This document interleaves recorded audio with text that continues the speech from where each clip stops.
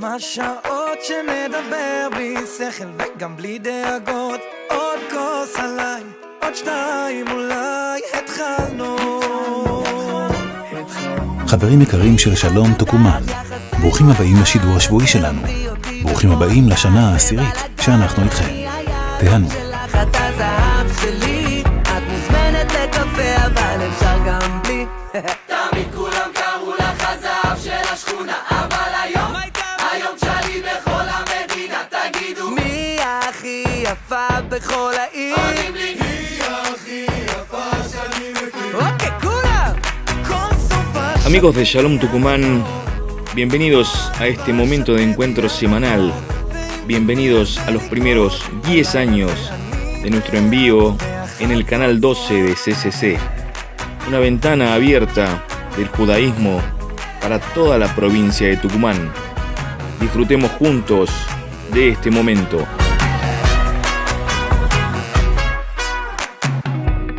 כל סופה שאת מגיעה לפה, כמו הדבש שאת מביאה מתוק, ואם תתני לזה לקרות, הלילה זה אני ואת, והחצוצרות.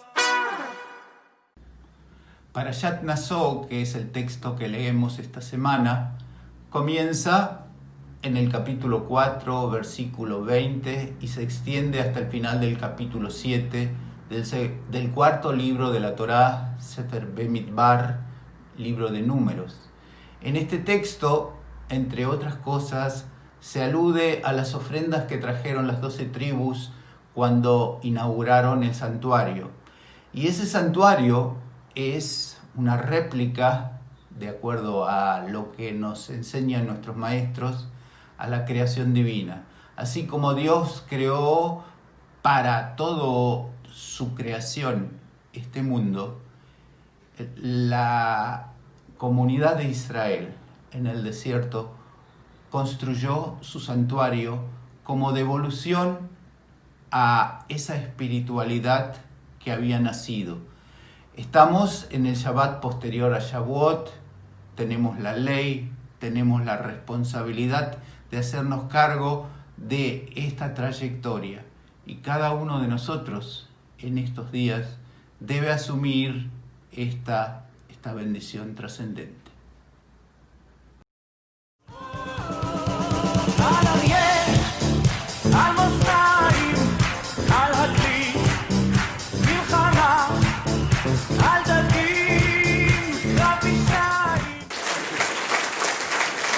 Thank you very much for the warm welcome, and I was told that I would speak to an intimate crowd, which we guess we are, and that I would speak in a warmer environment, which obviously I'm not.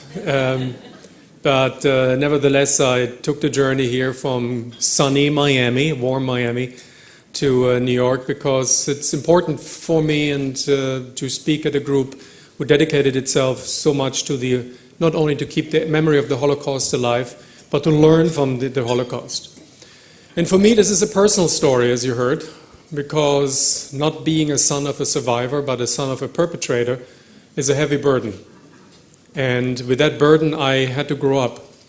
And growing up in Germany, I was, of course, not aware about what was awaiting me in my life. Born in 1958 in a beautiful town in Germany called Bamberg, which is a historic city nestled between Würzburg and Nuremberg in the south of Germany.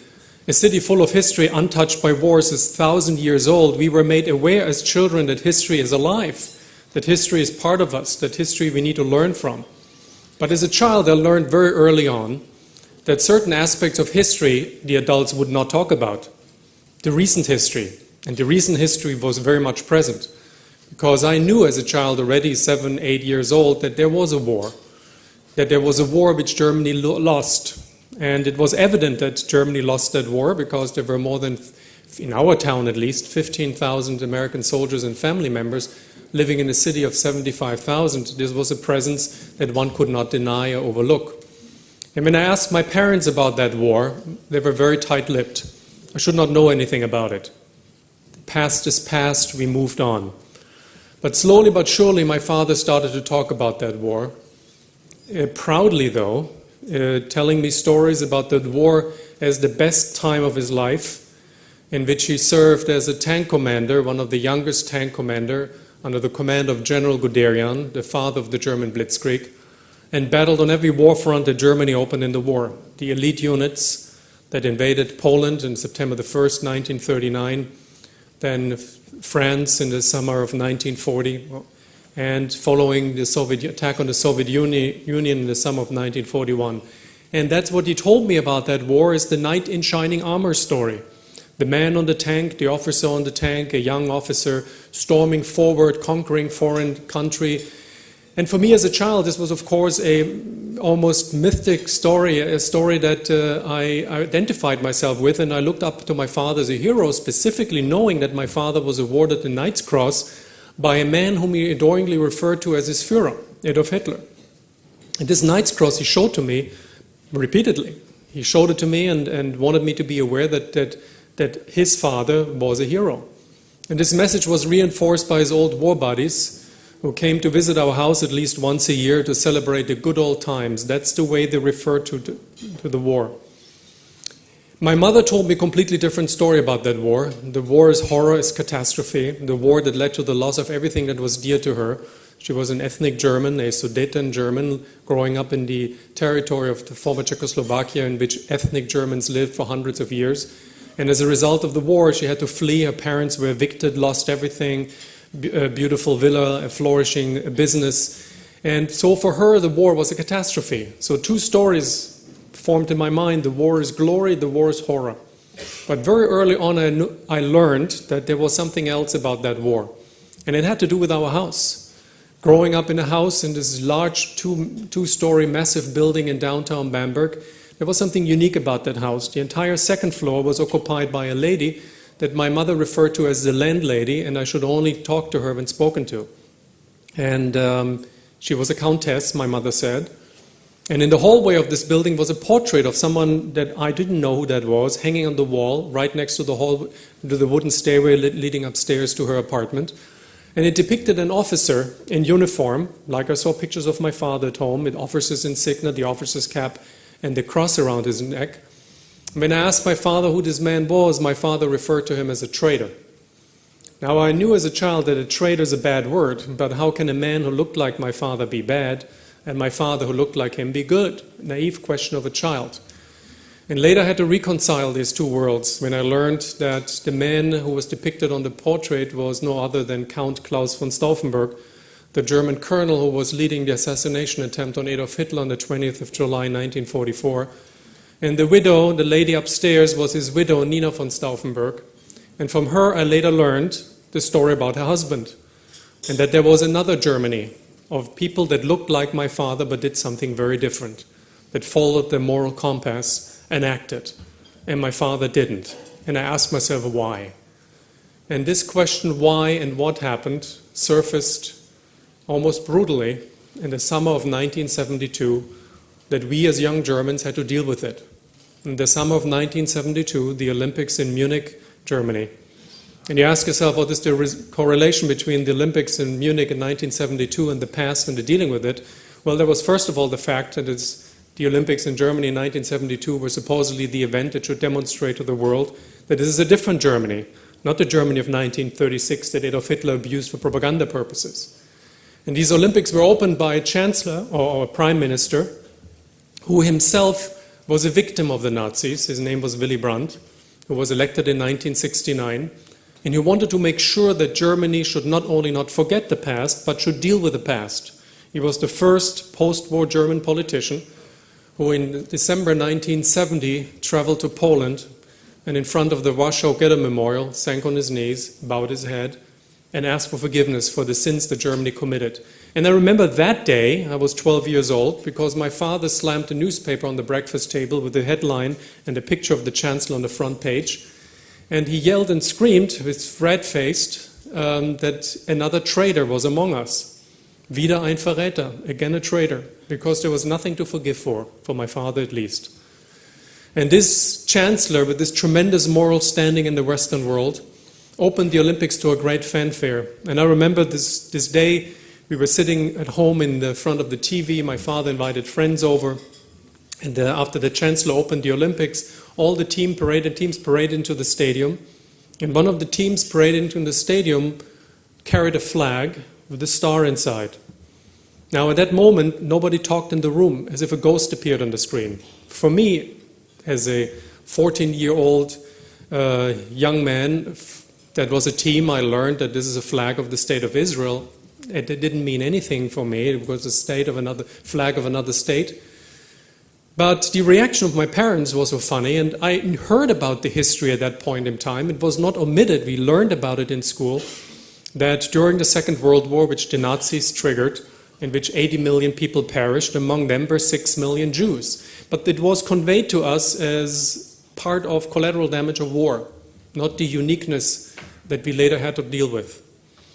And then 10 days later, the same team that so proudly paraded into the stadium was brutally attacked by a group of Palestinian terrorists. Those of you who remember, the Israelis were taken hostage by a group of Palestinian terrorists in the Olympic Village. The Olympics came to a halt. The German government dispatched highest-ranking government officials to the Olympic Village to negotiate face-to-face with the terrorist leaders. A deal was struck to fly out the hostages with the terrorists to a military airport outside Munich called Fürstenfeldbruck. And unfortunately there, in a botched rescue attempt, all the Israelis were killed. The terrorists, immediately when the firefight started that the German police triggered, killed all the Israelis by hand grenades and by machine gun fire. And the next day in the newspaper there was this picture that changed the direction of my life, actually the reason why I'm standing here. 2 helicopters depicted on the picture on the tarmac, one burned out, the other with the bodies of the Israelis slumped forward over the seat. A big headline, Jews killed in Germany again. And I asked myself, what does that mean? So whom to ask? My father. And I asked my father, what does it mean, Father? And he replied, it means nothing. It's over with them. We're done with them in our house. We don't talk about them. And I was atypical, because he normally would literally involve me in discussions about current affairs and politics to instill my curiosity and foster my knowledge. And here he didn't talk. And in school we started to talk about it. Not only about the past as it was conveyed to us before, but about the Holocaust. The murder, the systematic murder of 6 million Jews, 1 out of every 3rd Jew in Europe, as government policy, by an elected government, as policy of the country of Germany, as the people of Germany represented by its government. And I was shocked. I never heard about it. Now, not only was I shocked, I asked myself the question, what did my father do, the war hero who battled on every war front, a knight in shining armor? And so when I went home, I asked him, Father, can you tell me about the Holocaust? And he looked at me, Bernd, your teachers are communists. The Holocaust is a lie, it never happened. Don't listen to them. Now here I was caught between the rock and a hard place, wanting to believe my father, whom I respected still, but trusting and believing my teachers too. And here I started to learn as much as I could about the past. Not through a Holocaust center, because there was none to learn from, but going into the library. And in the library I learned and read everything that formed my mind and shocked me so much. And I decided to ask my father and find out what happened, because I had a growing suspicion that he knew more than he wanted to tell me. And finally my father, over a series of several conversations that we had over several years, he came out with the truth, first from denial, that he didn't know anything, because the Wehrmacht didn't do anything. He was not SS, he was Wehrmacht, which was a blatant lie. The Wehrmacht was so much involved in the killing of the Jews that ranking officers protested and demanded to halt this campaign. Then to the defending the fact that what happened in the East was a campaign against partisans, i.e. the rules of war don't apply to any combatants, which are immediately questioned because I learned about the murder of more than 1 million children, and I could not unbelieve him telling me this story. And then finally admitted that he knew about the Holocaust, but it had to be done in the name of racial purity, to get rid of the riffraff in the East. And then that was the last straw that broke the camel's back, so to say. I didn't trust my father anymore. I turned away from him in disgust. He was not the man I could trust, not the man I could look up to, not the man whose values I could follow. And I started to ask myself the question, why the Jews? Why did Germans in Germany kill Jews? Because I had no idea who Jews were, no idea what Judaism was. And I started a journey, a spiritual journey, a physical journey to explore Judaism, to explore Israel, which led me to Israel. By meeting young Israelis in Germany and being invited by them to visit them. And through their eyes I saw and experienced Israel, specifically through the eyes of their parents. Some of them were Holocaust survivors. And finally I landed, so to say, in Yad Vashem several years later. And in Yad Vashem it opened my eyes, the Holocaust Memorial in Yerushalayim. That 6 million is not a number, but 6 million are 1 + 1 + 1. Individuals murdered in the name of hatred. Hatred that my father still harbored deep in his heart. And I asked myself, why the Jews? And not only why the Jews, but how can the Jews continue living, building their lives, rebuilding their families, rebuilding an old country? Where do they take the strength from? Who are they? And this curiosity in Jews and Judaism led me on my return to Germany to explore Judaism by approaching a Jewish community in my hometown, a small Jewish community, about 30 members, all Holocaust survivors, all were Polish Jews, none of them were from Germany. They just settled in Germany after staying in displaced person camps after the war. And the chair of the Jewish community, his name was Itzhak Rosenberg, accepted me as a Shabbos Goy, which I don't have to explain you what that is. I didn't know what that is. And so I became a Shabbos Goy of a small Jewish Orthodox community and grew into this community as a family of choice. Week by week, holiday by holiday, month by month, I participated in their activities literally by absorption, by osmosis. And slowly but surely, over the course of the years, I grew into this community of this family of choice, growing apart from my family of origin.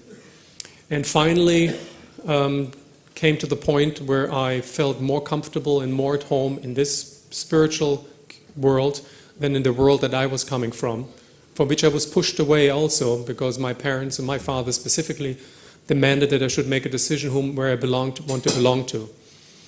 And 5 years into this journey, I approached the chair of the Jewish community and asked him that I wanted to convert, which he strongly discouraged by showing me his number tattooed on his forearm and saying that this is all what you get as a Jew, is suffering, and I shouldn't do it. But he sent me to a rabbi in Frankfurt to talk me out of it, which he almost successfully did.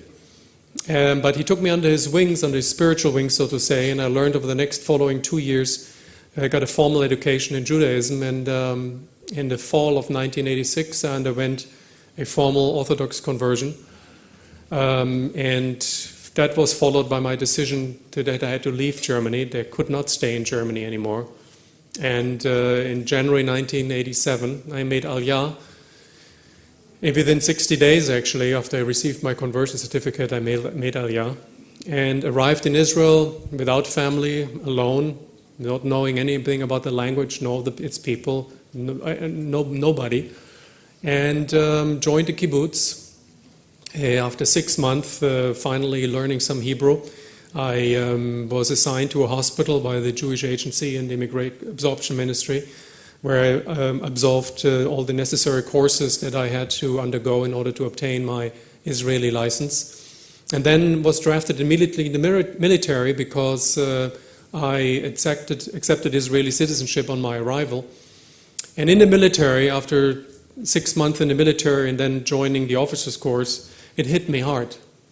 Because I remember that moment standing there in front of the Israeli flag after the officers' ceremony, the graduation ceremony, so to say, having my lieutenant wings on the shoulder, and I asking myself, if they find out who I am in uniform, that I'm my father's son, a son of a Nazi, I will be in big trouble. Nobody ever will believe me, nobody ever will follow me, nobody ever I can command because I'm a fraud. Yes, I was proud to be a Jew, but I was ashamed to be my father's son. And I concealed that fact from anybody, including friends, my wife, their family.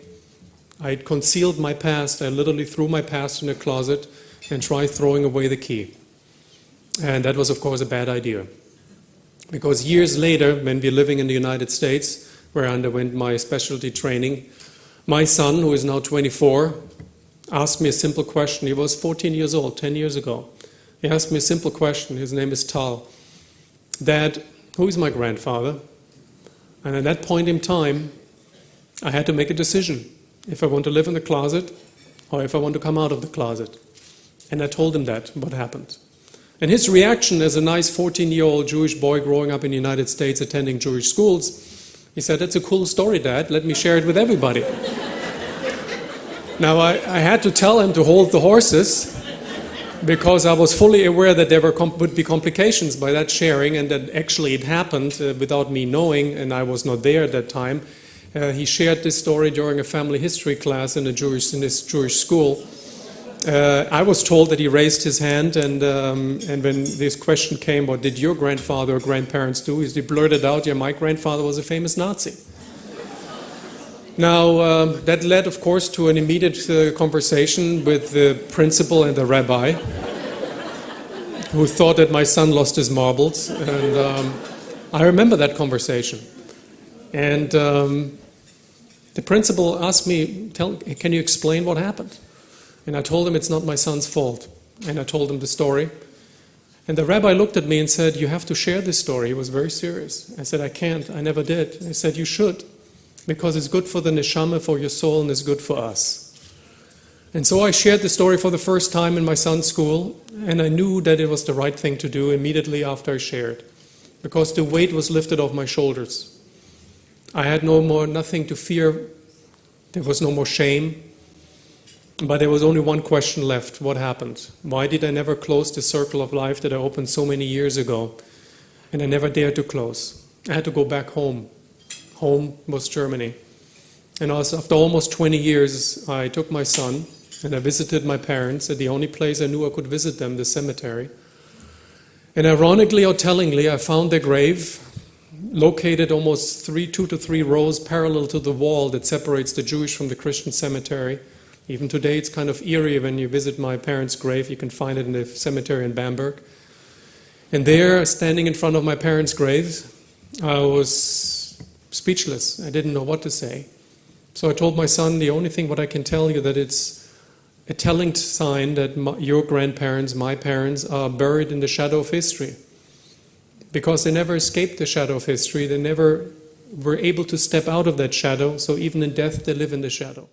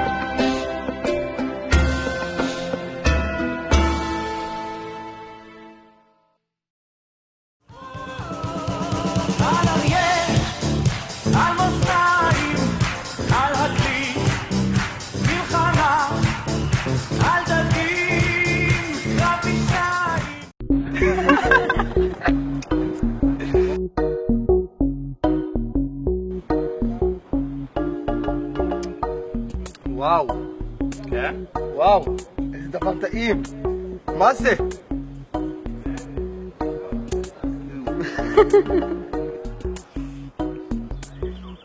מגעיל.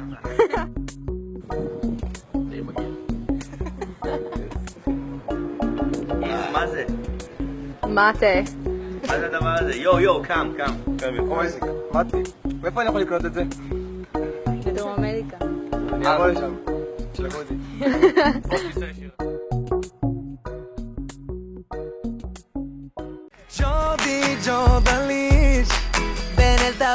Finaliza aquí un nuevo programa de Shalom Tucumán. Finaliza aquí nuestro encuentro semanal. Esperamos que hayan disfrutado tanto del programa como nosotros al hacerlo. Nos encontramos nuevamente la semana que viene. Hasta entonces. הגענו עד כאן עם השידור שלנו. ניפגש שוב בשבוע הבא. נתראה. אני מרגישה